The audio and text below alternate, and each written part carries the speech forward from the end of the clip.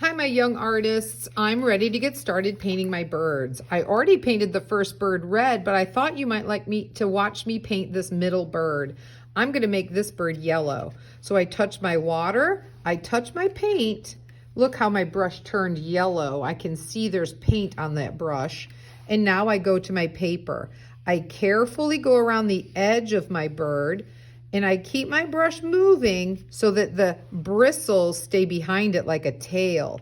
I don't push my paintbrush, I move it so the bristles stay behind it like a tail. And then I fill in the bird shape using my paintbrush in the same way. I think it's like petting the cat. You go one direction and you fill in that paint area. I've painted the bird's body yellow, haven't I?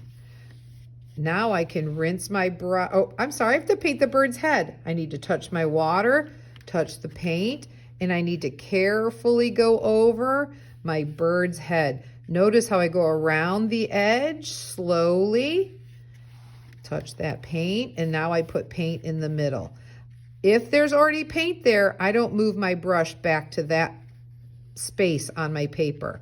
I try to put paint where there's no paint already. Here's my last bird. I need to rinse my brush. I pick up my paper towel and I gently dry it. I think I'm going to make that bird purple. Touch my water, touch my paint, touch my paper. I have lots of paint on my brush now that I need to push around till I get my paint all pushed around and I don't have any more puddles. That's what we push the puddle around till my paper is covered the shapes that I wanted to make purple. So look how I painted my bird's purple, and then I'm done in that area. Do I want to paint his head purple?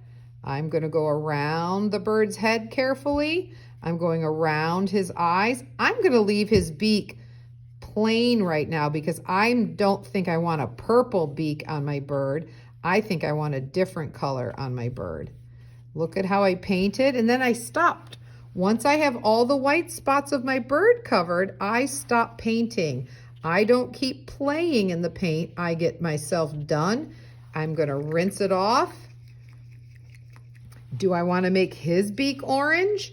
I can put orange on top of yellow and shows up, but I could not put orange on top of purple. That wouldn't work so good. So I'm going to wait a minute, dry my brush, get some orange. I'm going to make this bird's beak orange. And look at how I only put the paint where there was no paint.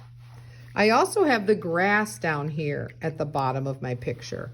You have a messy mat to keep your paint off your table. I have a special art table that is allowed to get paint on it. So notice how I touch my paint and then I touch my paper so that I'm painting where there's grass. I'm trying to not put paint on the bird. I'm trying to not put paint on the paper where I already made it the sky. You see me touch the paint, touch the paper. So I'm able to paint. Notice how I'm keeping my brush behind it like a tail? I paint, paint, paint. Oh, look at how my brush looks dry. I start to see lines in it. I need to touch the water quickly and go back to painting so that it looks more like I have a puddle of water. I'm pushing that puddle around. Once I've done that spot, I can move on. I don't want to keep painting in the same spot on my paper. So I'm back to painting grass over here. Touching the paint, touching the paper. Does anyone see other things on my paper that need painted? I see some leaves on this flower. I see some hearts up at the top. I dry my brush. I touch the red. I can paint the heart. What if I want my heart to look pink? I use more water and my heart will be light red and it will be more like pink. Wash my brush and dry it. What if I want to make a blue flower?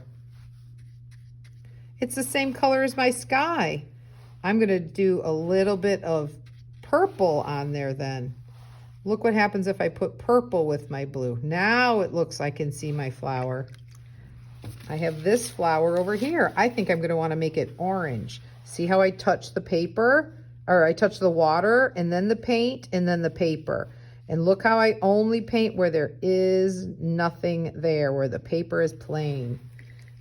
What color should I make the middle of my flower? I think it needs to be yellow. Look at how the orange and the yellow are mixing on my paper. All right, now I see a puddle right there. I have to wait a few minutes because this needs to go to the drying rack and I have to wait for that puddle to dry a minute. So I hope you're gonna have fun painting. Remember, once we have a color there, we don't go back and paint it more. We try to do around the edge of our shape first and then we fill in the middle. And we try to clean our brush and hold our paper towel and dry it on our paper towel. I hope you have fun.